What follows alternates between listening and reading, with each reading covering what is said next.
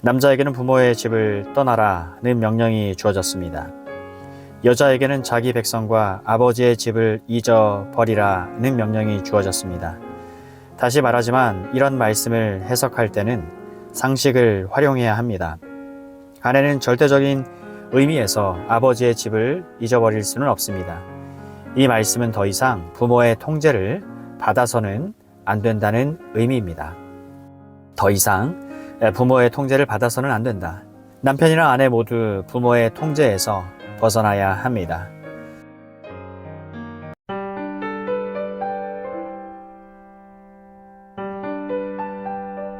이어지는 두 번째 실천 명령은 이것입니다.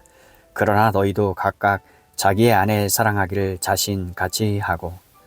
앞에서 사람과 사람의 몸의 관계, 아내에 대한 남편의 태도와 같은 문제를 다룰 때 사도 바울이 가르치는 요점을 이미 다루었습니다. 이 점을 가장 잘 설명하고 있는 말씀이 골로새서 3장 19절에서 발견됩니다. 남편들아, 아내를 사랑하며 괴롭게 하지 말라. 이 부정적인 명령은 에베소서 5장 마지막 구절에 있는 긍정적인 명령을 이해하는 데 도움이 됩니다. 남편이 자칫 범할 수 있는 잘못은 폭군처럼 아내를 지배하는 것입니다. 남편이 머리요 지도자라는 사실은 그가 책임자의 위치에 있다는 것을 의미합니다. 이것은 하나님이 태초에 정하신 질서입니다. 하지만 바울의 말대로 남편이 아내를 괴롭게 하는 잘못을 저지를 가능성이 항상 존재합니다. 그런 잘못을 저지르지 않으려면 너희도 각각 자기의 아내 사랑하기를 자신같이 하라는 명령에 귀를 기울여야 합니다.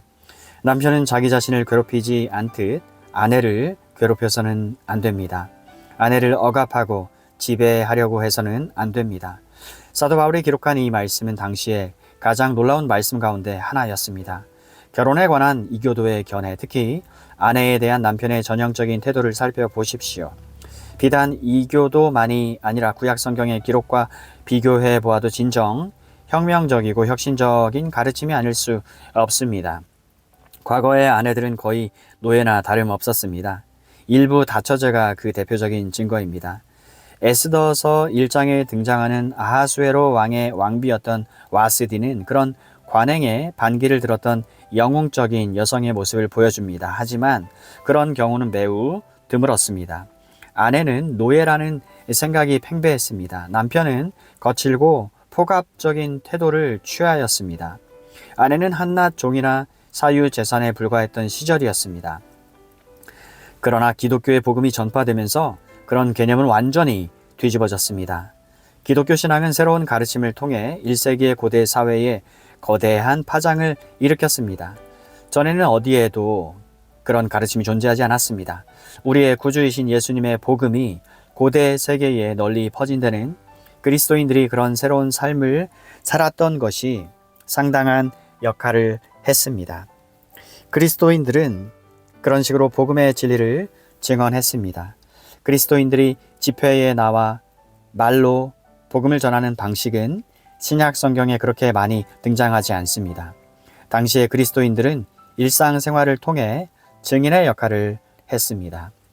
당시 남편이 아내에게 친절한 사랑을 베푸는 것은 거의 찾아보기 어려운 일이었습니다.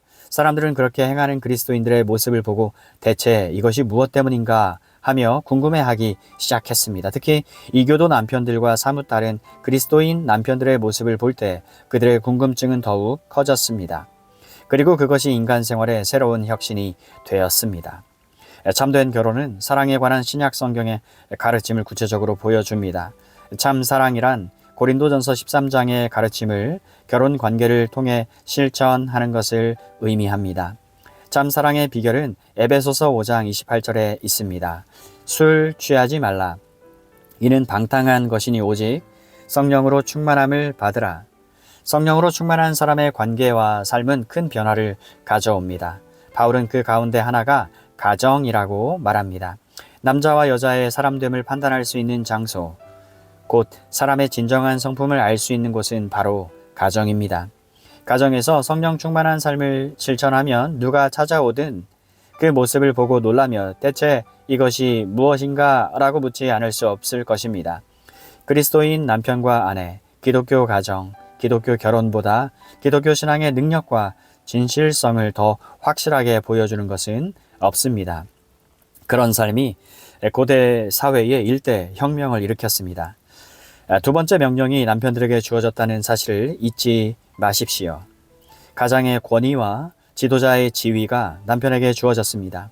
남편이 이 점을 옳게 이해한다면 거칠고 폭압적이며 불친절하고 불공평하게 권위를 남용하거나 오용하는 일은 절대 발생하지 않을 것입니다. 그런 행위를 일삼는 것은 결혼의 원리를 부정하는 것이자 성령 충만하지 않다는 증거입니다.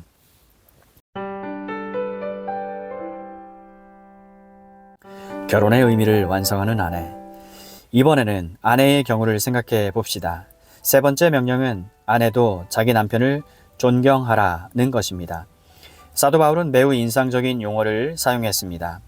킹 제임스 역은 이를 존경이라고 옳게 번역했습니다. 하지만 이 말은 실제로는 두려움을 뜻합니다. 이 명령은 아내도 자기 남편을 두려워하라는 뜻입니다. 물론 두려움의 종류는 여러 가지입니다.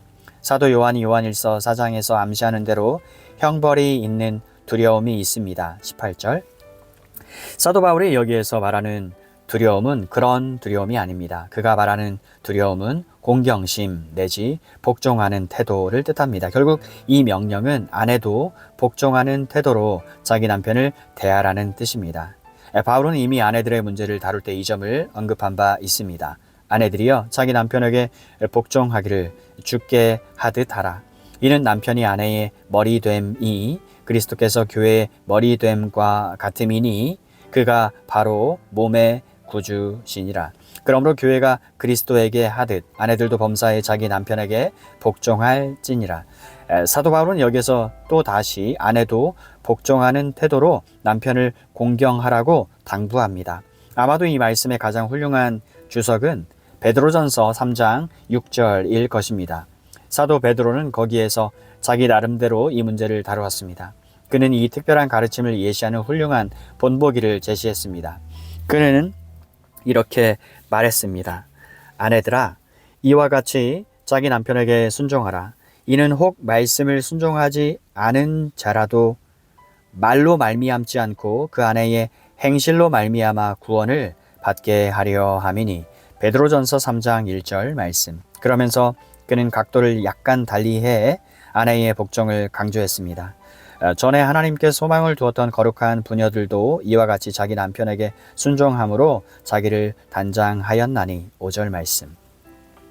또한 그는 아내들에게 이렇게 덧붙였습니다. 사라가 아브라함을 주라 칭하여 순종한 것 같이 너희는 선을 행하고 아무 두려운 일에도 놀라지 아니하면 그의 딸이 된 것이니라. 6절 말씀. 이 말씀을 해석하면 다음과 같습니다.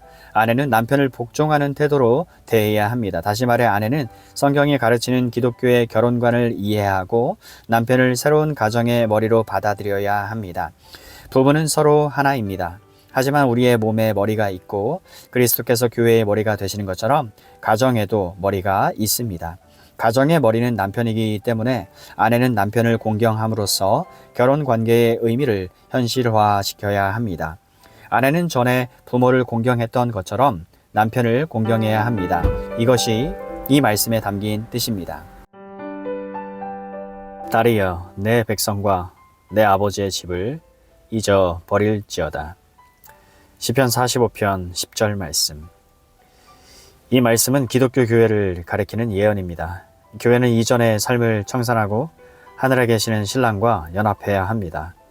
그렇지만 이 말씀은 결혼한 아내에게도 똑같이 적용할 수 있습니다. 남자에게는 부모의 집을 떠나라는 명령이 주어졌습니다. 여자에게는 자기 백성과 아버지의 집을 잊어버리라는 명령이 주어졌습니다. 다시 말하지만 이런 말씀을 해석할 때는 상식을 활용해야 합니다. 아내는 절대적인 의미에서 아버지의 집을 잊어버릴 수는 없습니다. 이 말씀은 더 이상 부모의 통제를 받아서는 안 된다는 의미입니다. 더 이상 부모의 통제를 받아서는 안 된다. 남편이나 아내 모두 부모의 통제에서 벗어나야 합니다. 어쩌면 이런 의문점을 가진 사람이 있을지도 모르겠습니다.